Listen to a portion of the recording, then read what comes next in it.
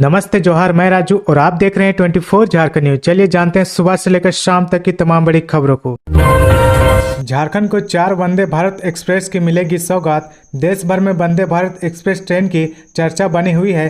प्रधानमंत्री नरेंद्र मोदी अब तक कई राज्यों में इसकी सौगात दे चुके हैं। बीते कुछ दिनों पहले केरल राज्य को भी वंदे भारत एक्सप्रेस ट्रेन की सौगात मिली। झारखंड का इंतजार अब खत्म होने के कगार पर है। झारखंड में वंदे भारत की शुरुआत के लिए चेन्नई के कुल 16 कोच की रेक यहाँ के लिए रवाना हो गए हैं। साथ ही रेलवे सूत्रों का भी कहना है कि वंदे भारत ट्रेन की पहली रेक दक्षिण पूर्व जोन को मिल रही है। बताया जा रहा है कि 16 कोच की रेक चेन्नई की ICF फैक्ट्री से रवाना हो चुकी है, जो जल्द ही संतरागाछी पहुंच जाएगी। +2 स्कूलों में प्राचार्य नियुक्ति में उम्र सीमा का कट ऑफ अब 1 जनवरी 2023 कर दिया गया है। राज्य सरकार के निर्देश पर झारखंड लोक सेवा आयोग ने राज्य के +2 स्कूलों में 39 प्राचार्य के पद पर नियुक्ति के लिए उम्र सीमा की गणना वर्ष में बढ़ोतरी कर दी गई है। अब उम्र सीमा का कट ऑफ मार्क्स 1 जनवरी 2023 कर दिया गया है। पूर्व में उम्र सीमा का कट ऑफ 1 जनवरी 2022 था। इसके साथ ही आयोग ने ऑनलाइन आवेदन पत्र भरने की तिथि 8 जून 2023 के लिए बढ़ा दी गई है, जबकि भरे गए आवेदन पत्र का वांछित प्रमाण पत्रों की हार्ड कॉपी 23 जून 2023 तक आयोग कार्यालय में जमा करनी है। खुले में शौच या पेशाब करते पकड़े गए तो लगेगा 500 रुपये का जुर्माना।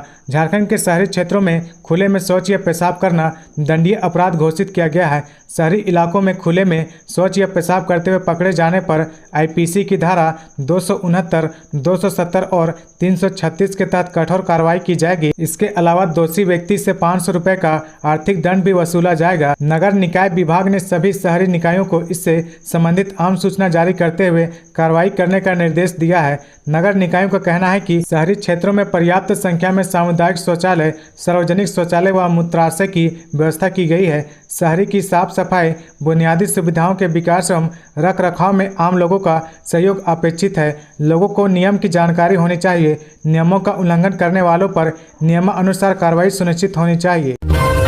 एनुअल इन्वेस्टमेंट मीटिंग में शामिल नहीं होंगे CM हेमंत सोरेन। विदेश मंत्रालय का पॉलिटिकल क्लियरेंस देने से किया इनकार। संयुक्त अरब अमीरात के अबू धाबी में आयोजित एनुअल इन्वेस्टमेंट मीटिंग में भाग लेने के लिए मुख्यमंत्री हेमंत सोरेन को विदेश मंत्रालय ने पॉलिटिकल क्लियरेंस देने से इनकार कर दिया है। विदेश मंत्रालय की ओर से इसकी सूचना उद्योग विभाग को दे दी गई है। अबू धाबी के नेशनल एग्जीबिशन सेंटर में 8 से 10 मई तक एनुअल इन्वेस्टमेंट मीटिंग का आयोजन किया गया है। UAE फॉरेन ट्रेड के मंत्री व इंडस्ट्रियल डेवलपमेंट काउंसिल के उपाध्यक्ष डॉक्टर तनानी बिन अहमद अल जियोदी ने फरवरी 2023 में ही पत्र लिखकर मुख्यमंत्री को एनुअल इन्वेस्टमेंट मीटिंग में शामिल होने के लिए आमंत्रित किया था। आगे बढ़ने से पहले अगर अभी तक आपने इस चैनल को सब्सक्राइब नहीं किया तो प्लीज सब्सक्राइब कर ले, जिससे आपको झारखंड की हर छोटी से बड़ी खबर की अपडेट आप तक पहुंचता रहे। JEPC ने सभी DEO को दिया निर्देश, सितंबर तक 100% नामांकन व 0% ड्रॉप आउट का लक्ष्य करे हासिल। चालू सत्र में सरकारी स्कूलों में नामांकन के योग्य सभी बच्चों का अब भी नामांकन नहीं हुआ है। जिनका नामांकन हुआ उनका भी ड्रॉप आउट नहीं रुक रहा। इस बीच झारखंड शिक्षा परियोजना परिषद ने प्रयास कार्यक्रम के तहत सितंबर तक 100% नामांकन और 0% ड्रॉप आउट का लक्ष्य रखा है। JEPC ने सभी DEO को निर्देश भेजकर स्कूलों के लिए कार्यक्रम तय किया है। आखिर कितने बच्चों का नामांकन नहीं हुआ, इसका सही डाटा JEPC के पास नहीं है, पर राज्य परियोजना निर्देशक किरण कुमारी पासी स्वीकार करती है कि अभी भी 35 से 40% स्कूलों में नामांकित बच्चे नियमित विद्यालय नहीं आ रहे हैं। झारखंड के इन 6 जिलों में प्रदूषण का बड़ा कारण ट्रांसपोर्ट। राज्य प्रदूषण बोर्ड के सहयोग से संस्था C-STEP ने झारखंड के 6 शहरों के प्रदूषण की स्थिति पर एक रिपोर्ट जारी की है। इसमें वैसे शहरों को चुना गया है जहां खनन और परिवहन का काम होता है। संस्था ने दुमका, पाकुड़, चाईबासा, साहेबगंज, रामगढ़ और हजारीबाग की रिपोर्ट जारी की है। इन शहरों में प्रतिवर्ष निकलने वाले PM10, PM2.5 नाइट्रोजन ऑक्साइड और सल्फर डाइऑक्साइड की मात्रा को शामिल किया गया है। इसमें पाया गया है कि दुमका, पाकुड़, चाईबासा, साहेबगंज और हजारीबाग में प्रदूषण का सबसे बड़ा कारण परिवहन है।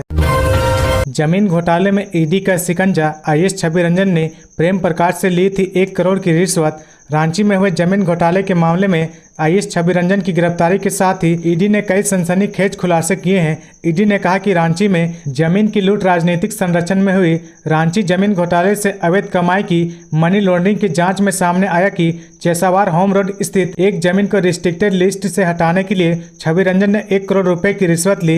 यह राशि सूबे के सियासी गलियारे के करीबी माने जाने वाले प्रेम प्रकाश के मार्फत ली गई। ईडी ने इस घोटाले में छवि रंजन के साथ प्रेम प्रकाश व कोलकाता के कारोबारी अमित अग्रवाल को मास्टरमाइंड माना है। झारखंड में मादक पदार्थ के कारोबारियों की खैर नहीं, संपत्ति होगी जब्त।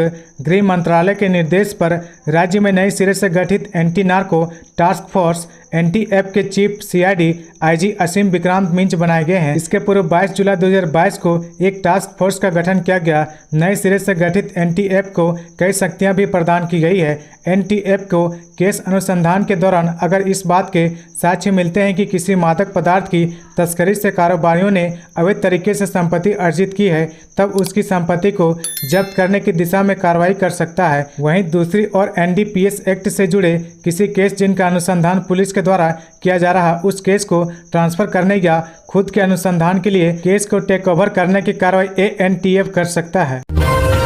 सरायकेला में एक महिला की गोली मारकर हत्या, जांच में जुटी पुलिस। सरायकेला खरसावां जिले के कुचई में शुक्रवार की रात एक महिला की गोली मारकर हत्या कर दी गई। घटना की जानकारी मिलने पर परिजन उसे लेकर कुचई CHC पहुंचे, जहां चिकित्सकों ने उसे मृत घोषित कर दिया। बताया जा रहा है कि मृतक नम्रता सामड़ 35 वर्षीय कुचई की रहने वाली थी और CRPF कैंप के सामने छोटी सी दुकान चलाती थी। रात करीब 8 से 9 बजे के बीच नम्रता अपना दुकान बंद करने के लिए सामान समेट रही थी। इस दौरान किसी अज्ञात व्यक्ति पीछे से उसके सिर में गोली मार दी। झारखंड के सरकारी स्कूलों की वार्षिक परीक्षा आज से शुरू। कई ग्रामीण इलाकों के बच्चे जमीन पर बैठकर दे रहे परीक्षा। झारखंड के सरकारी स्कूलों में आज से 6ठी से 7वीं कक्षा तक की परीक्षा शुरू हो चुकी है, जो कि 13 मई तक चलेगी। इसे लेकर सभी जिलों में पर्याप्त तैयारियां कर ली गई है। JCERT ने परीक्षा संचालन को लेकर पहले ही दिशा निर्देश जारी कर चुका है। इस बीच खबर आ रही है कि धनबाद के ग्रामीण क्षेत्रों में पढ़ने वाले कई बच्चों को जमीन पर बैठाकर परीक्षा देना पड़ रहा। इसकी बड़ी वजह है कि उन स्कूलों में बेंच डेस्क नहीं। कई स्कूलों में बेंच डेस्क तो है, लेकिन पर्याप्त मात्रा में नहीं। इस वजह से 4 से 5 विद्यार्थी को एक ही बेंच में बैठकर परीक्षा देना पड़ रहा है। रांची की बेटी का कमाल, क्वींस ऑफ इंटरनेशनल टूरिज्म का खिताब जीतकर देश के साथ झारखंड का नाम किया रोशन। रांची के एंजल मेरीना तिर्की ने क्वींस ऑफ इंटरनेशनल टूरिज्म का खिताब जीतकर देश के साथ झारखंड का नाम रोशन किया है। दरअसल फिलीपींस के मनीला में international beauty pageant queen of international tourism India 2023 का आयोजन किया गया था, जिसमें एंजल मेरीना ने कई देशों को पछाड़ते हुए टूरिज्म 2023 का ताज जीतकर पूरे भारत का नाम रोशन किया है। जिसके बाद वह ताज हासिल कर बिरसा मुंडा एयरपोर्ट रांची पहुंची, जहां एंजल मेरीना तिर्की का जोरदार स्वागत किया गया। रांची एयरपोर्ट पर माता पिता, बहन, आदिवासी समाज और परिवार के कई लोगों ने एंजल मेरीना तिर्की का माला पहनाकर भव्य स्वागत किया गया।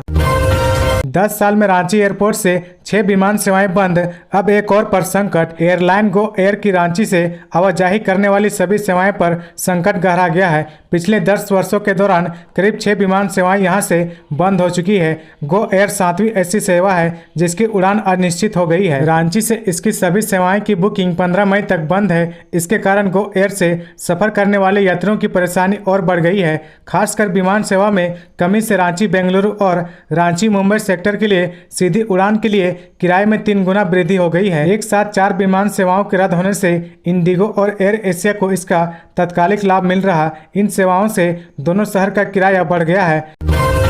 रिम्स में बिना टेंडर सालों से चल रही प्राइवेट LBG लैब, बिना परमिशन अस्पताल में मिली जगह। झारखंड के सबसे बड़े चिकित्सक संस्थान रिम्स की व्यवस्था सुधारने का नाम नहीं ले रही। कभी मन माफी लोगों को HOD बनाने तो कभी अपने लोगों को आर्थिक लाभ पहुंचाने के लिए रिम्स में नियमों को ताक पर रखने की बातें अक्सर ही सामने आती रहती है। ऐसा ही मामला रिम्स में LBG और टेरियर ब्लड गैस जांच से जुड़ा है। महज कुछ मिनटों में होने वाली यह जांच गंभीर मरीजों के उपचार में सहायक है, लेकिन रिम्स प्रबंधन बीते लगभग 4 साल से यह जांच निजी लैब के माध्यम से करा रहा है, जबकि इस लैब के संचालन को लेकर कभी टेंडर हुआ ही नहीं। आश्चर्य की बात यह है कि बिना टेंडर के संचालित इस लैब को मरीजों की जांच के बदले हर साल लगभग 1.34 करोड़ का भुगतान किया जाता है। कोरोना से पहले तत्कालीन निदेशक डॉक्टर DK सिंह ने इस लैब के लिए एक कॉटेज मुफ्त में दिया था, जिसका प्रतिदिन किराया 250 रुपये है। उसके बाद आए निर्देशक पद्मश्री डॉक्टर कामेश्वर प्रसाद ने इसे अत्याधुनिक ट्रामा सेंटर में एक रूम दे दिया। आंगनबाड़ी सेविका हत्याकांड में होगी DNA जांच, 100 का हुआ पोस्टमार्टम। आंगनबाड़ी सेविका हत्याकांड की गुत्थी सुलझाने के लिए पुलिस तकनीकी जांच की टीम से मदद ले रही है। शुक्रवार को रांची से आई फॉरेंसिक CID व डॉग स्क्वाड की टीम ने शुक्रवार को चटकी गांव के उनके घर व पहाड़ पहुंचकर घटनास्थल पर पड़ताल की। टीम ने घटनास्थल से बाल, हड्डी व ब्लड सैंपल कलेक्ट किया है। फॉरेंसिक टीम के assistant director doctor Mukund Kumar Sinha ने बताया कि घटनास्थल से कलेक्ट किए गए ब्लड सैंपल के साथ मृतिका मालती सोरेन के पिता सलखू सोरेन या माता संजली टुड्डू के ब्लड सैंपल से DNA जांच कराई जाएगी। वहीं डॉग स्क्वाड की मदद से 100 के बाकी हिस्सों को भी खोजने का प्रयास किया गया है, लेकिन पुलिस को सफलता नहीं मिली है। तो ये थी आज की झारखंड की टॉप बड़ी खबरें। इसी तरह झारखंड की हर छोटी सी बड़ी खबर देखने के लिए आप हमारे चैनल 24 झारखंड न्यूज को सब्सक्राइब करके बेल आइकन प्रेस कर ले, जिससे आपको झारखंड की हर छोटी सी बड़ी खबर की अपडेट आप तक पहुंचता रहे। तो आज के लिए बस इतना ही, हमें दीजिए इजाजत, फिर मिलते हैं नेक्स्ट न्यूज में।